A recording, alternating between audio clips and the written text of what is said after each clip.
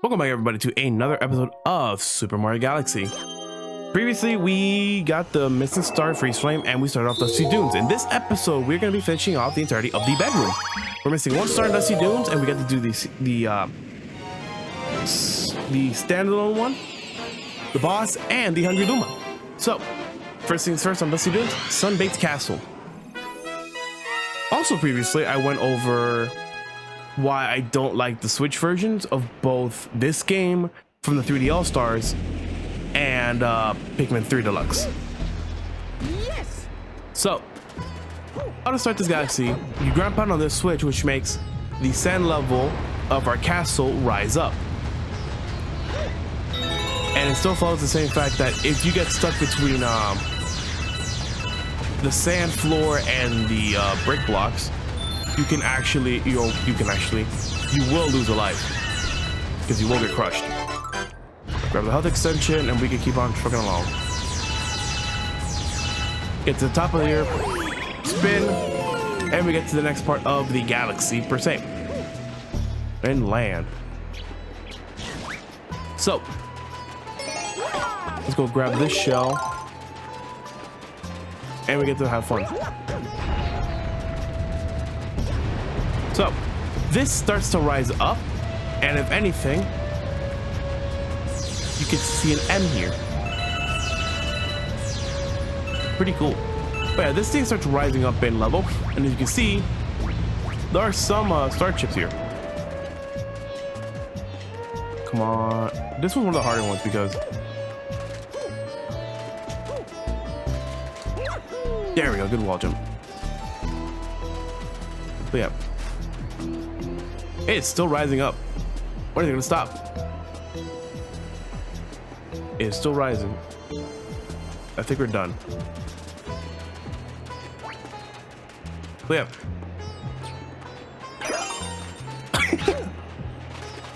I'm surprised I made that. I think we can wall jump with the shell. Yeah, we can wall jump with the shell, so Mario has like enough. Come on. Okay. Mario has enough upper body or lower body strength to just still wall jump with a shell. The last one is here on a chest. Okay. Grab that and we have to go back to the top of the tower to go. But go back wall jumping. 1, 2, 1, 2, 1, 2. No, we can't take a shell in the launch star. Get that, and we get to go to the coconut. I kicked it. Spin the coconut on the thing, and then we get to spin the coconut into the thorny flower, and then we can actually progress. And after that, the actual sand level is starting to rise. Nothing bad. But other than that, simple rest stop. We go here, fight a big pokey. And the only way to fight him is that we go to the little oasis, spin any coconut we see to the other island. And one of the funny things about it is that you can actually hit the pokey from all the way down here. Come on. Well, I think that's enough coconuts.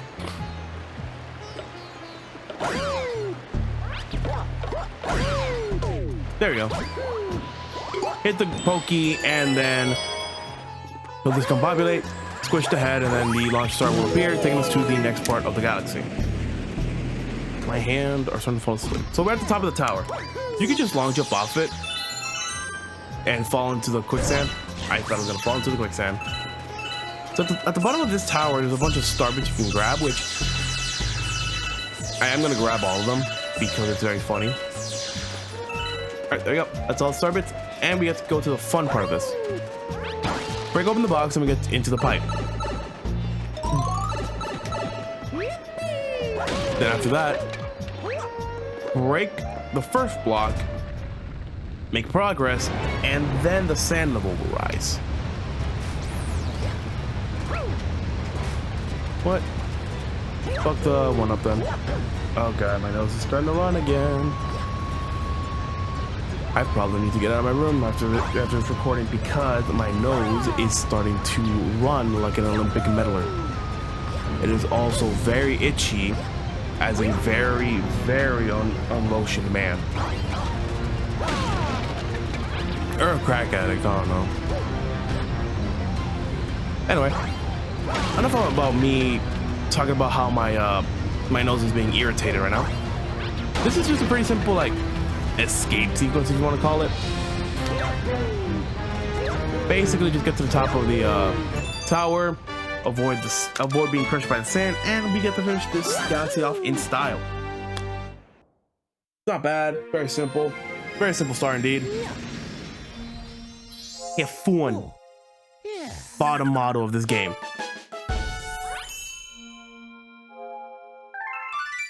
Excuse me. So let's continue on, and I think we were missing one. We're missing one. All right. Well, so much for making progress in the bedroom. Sunbaked Castle. We are missing a star. I think it's always the same star I miss in Sunbaked Castle. If I remember correctly, where was it? As I said, this is one of the stars I always forget. Even when I'm recording or playing by my own self, I always forget this is one damn star because I don't remember where to grab it. So, let's go grab it. While we're doing this again, I actually want to go over... Actually, I want to go over some LP IDs I had in my mind for recording. Because of me being me, I actually did plan what LPs to do and what games to play. Am I gonna say them? No, because I still want them to be a surprise. Like, it makes sense. I want to make them a surprise. Because if anything, it's very fun to just plan out LPs to to just see what I can change around and all that. Am I good at playing them? No, because RPGs are some of the biggest games I have. I play a lot of RPGs in my time, and I remember a couple of them. I have like 2 RPGs back to back, and if anything, I have 3 collectathons that are very long. I'm not gonna say what they are, but I know for one of them, I just given up on doing a completion for that game. I will ask you guys, if you're still down for me to do a completion of that game. But the only reason why I don't want to do a completion of that game is for one simple reason. It is way too long. I'm not gonna say it's like RPG long, but it's to a point where you are putting so much time into the game where it just doesn't become fun anymore, in my opinion.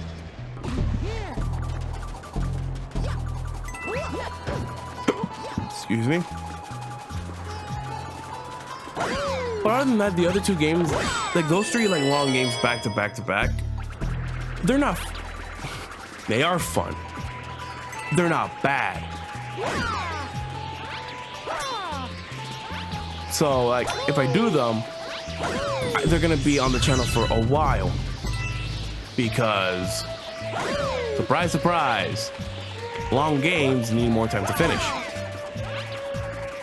But the only way I'm actually gonna like make that not a chore for me is that for one game, I'm just gonna record a session and upload that session as a video, and for the other one, for secrets, is more in the sense of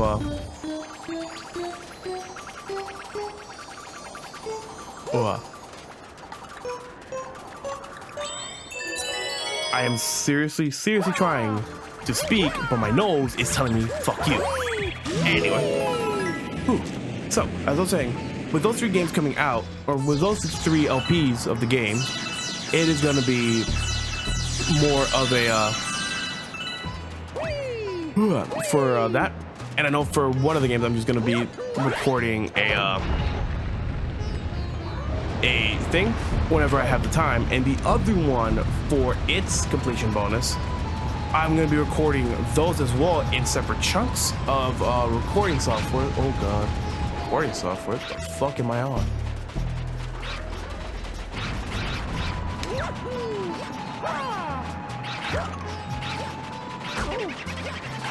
Oh God. Come on. Come on. So yeah, I know for those games I'm gonna have to do a separate, not a separate recording session, but like whenever I have to make the recording session for those games, I'm gonna have to sit down, do 2 to 3 of those, because one of them is, you know, I'm not gonna say what they are, but one of them, it's end game is pretty long, while the second one, it's extra challenges are not hard, they're pretty annoying. So would I recommend anyone to do those if they want to? Because if anything, it makes sense to just do them over a series of hours and days and months, while what I'm thinking of is to do them all in a day. Not a day, in a playthrough. I know I've been always bringing him up, but he's like one of my inspirations to start LPing. Sugar Conroy, I know, had to do a side quest in Xenoblade 2 for Ursula, one of the blades of the game, and he was slowly going to the route of insanity because it is something. The whole point of Ursula's quest is that it's supposed to be done over the course of the game, but if you have shit luck, you can't do it until the end of the game, and it is very fun to do it.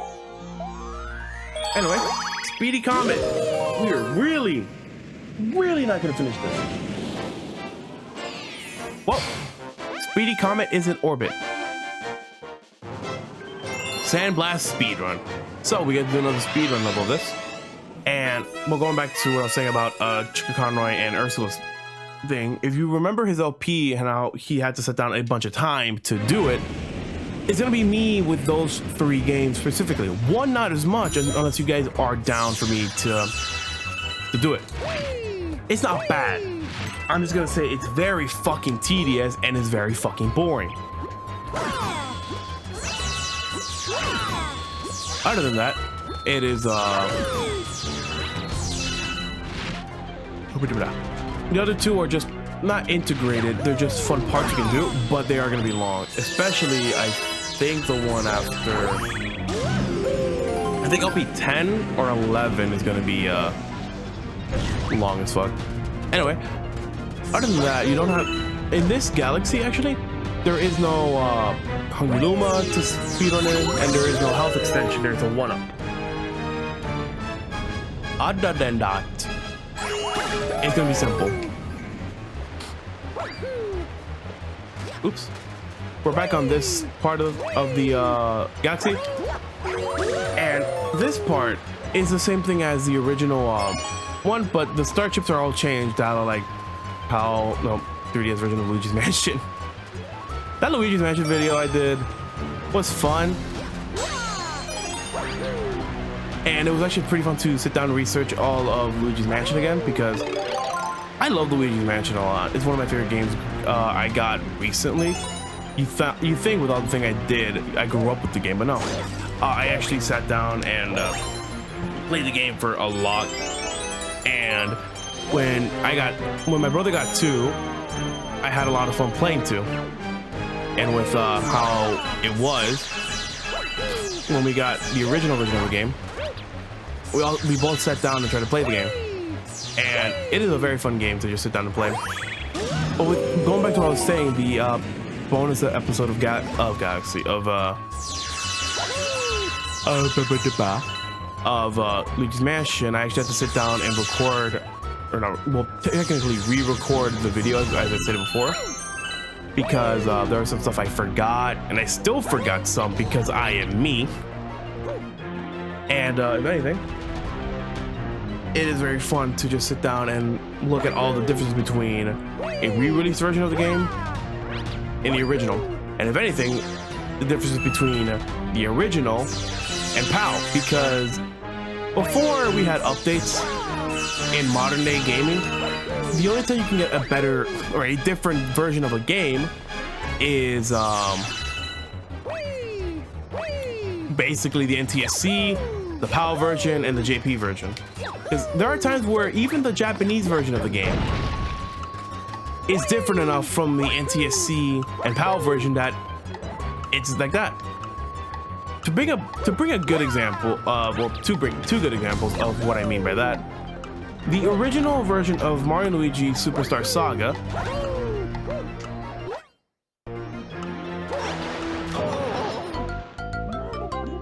wow.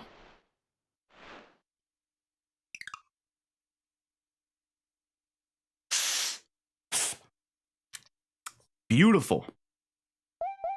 That was fucking beautiful. I'm not mad. I'm kind of surprised that all my momentum went away.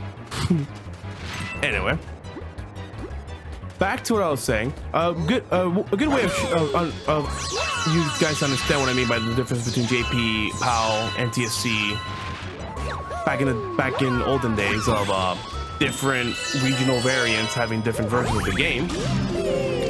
Mario & Luigi Superstar Saga, when it was released in NTSC, so like the Americas, we didn't have basically the equivalent of the heart block from the original Paper Mario.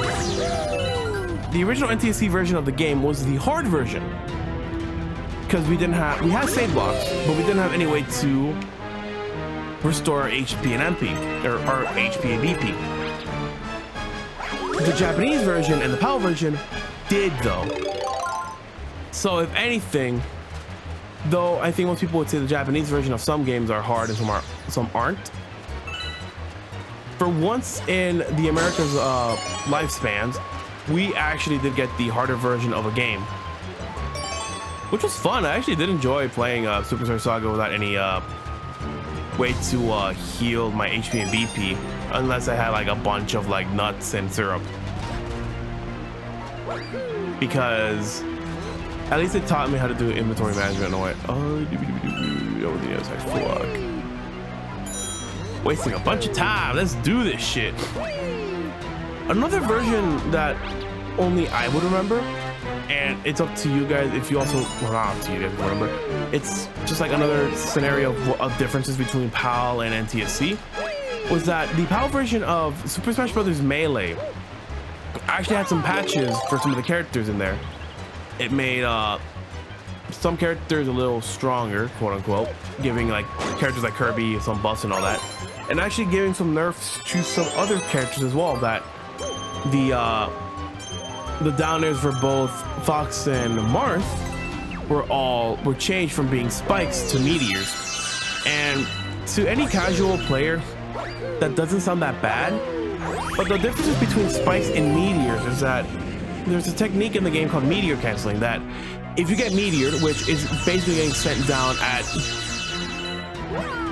within a certain range of 180 to, I think, 7 degrees off. I don't remember the calculation, but in a certain like notch zone, you can meteor cancel it, because if you meteor cancel, which is jumping from being sent down, what the hell? That is fun. Do I even have another nunchuck here? It's like the second time this nunchuck has actually gone up and screwed with me. This is fun, dude. Jesus Christ. This star ain't that hard. This is fucking nunchuck though. I don't think I bruised it.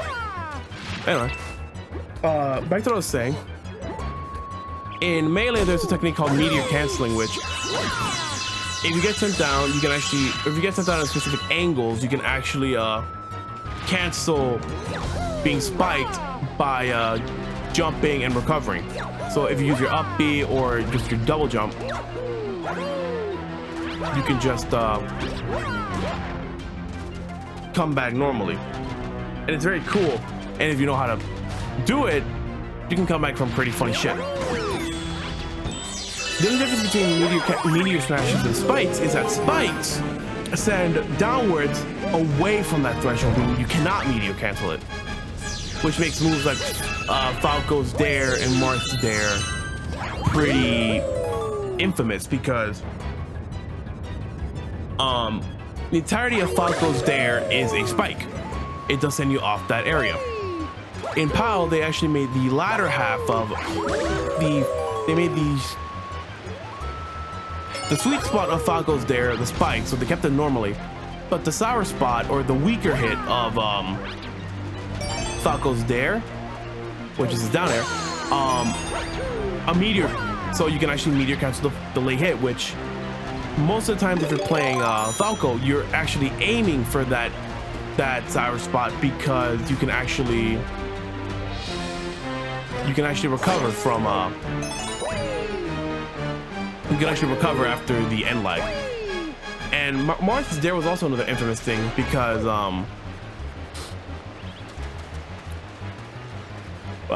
another thing was like Marth's Dare. Marth's Dare was also a spike in the NTSC version and then turned into a meteor in PAL, which made the Ken combo, which was a forward air, full hop forward air into a double jump dare, which was very popular in the Americas. It's just popular in general in Smash, to non-existent because you cannot kill it anymore. Like, you cannot kill anyone anymore, meaning the PAL version or the European players actually had to get what they call the European Ken combo, which instead of like ending it with a down air, they ended off with a reverse up B to make it actually kill. Man, I love being called in the middle of recordings. So, other than that, that's how, like, the difference between PAL and NTSC and...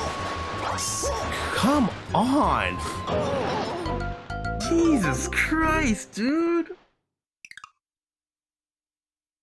This is turning into a fucking shit show.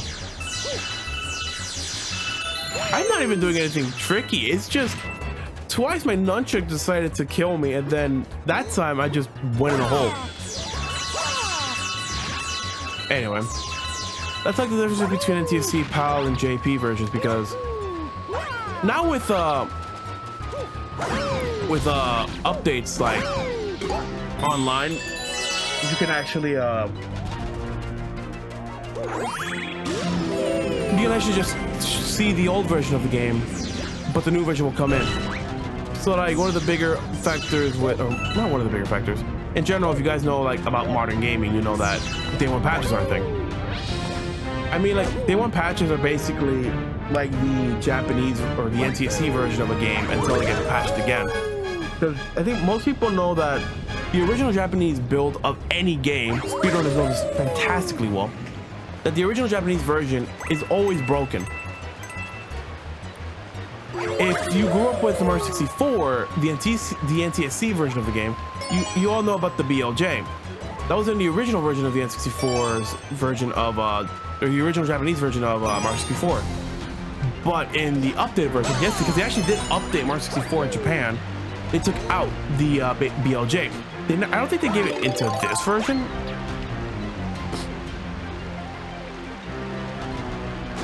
Okay. I know they didn't do that in NTSC, but when they re-released Mario 64 for both Virtual Console and the Mario 35th anniversary, it was more of the second version of the Japanese version with no BLJ. I think some other tricks stayed, but BLJ to get a 16-star run was null and void, I think. But other than that, and in general, if you play any fighting games, if you play any modern day fighting games, you'll also know the hassle of updates because most of your characters will get nerfed into the ground or buffed. And FGC Twitter is a thing. FGC Twitter is a thing. I'm not saying it's a bad thing. Well, technically I am. But sometimes FGC Twitter makes no sense. I mean, what do you call it? It's KOF 15. Some people were complaining about some characters. And if I remember the wise words of one Majin Obama, instead of the old school days of fighting games where they actually getting a patch for a game for something that is broken, you actually have to send a letter to Capcom, or to the video game developer, mostly Capcom, to patch the game, which means you have to make a new arcade cabinet,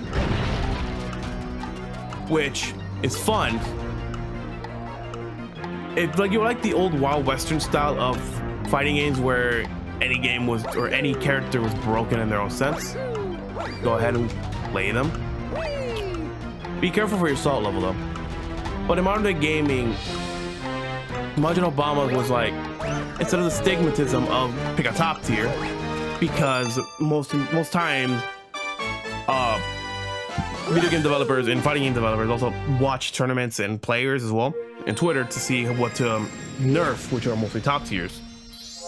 Mid tiers are always the better pick, so you can still have fun with the game and learn the character, but when the next patch comes up, you don't have to pick a new character. But with that Gong show out of the way, I think it's time for me to just stop recording. We are done with Dusty Dunes, so that's good. But join with us again tomorrow, where we do our one-off for Bedroom, Honey Climb, the final part of the Bedroom, Hungry Luma, and probably the next area. So let's launch in.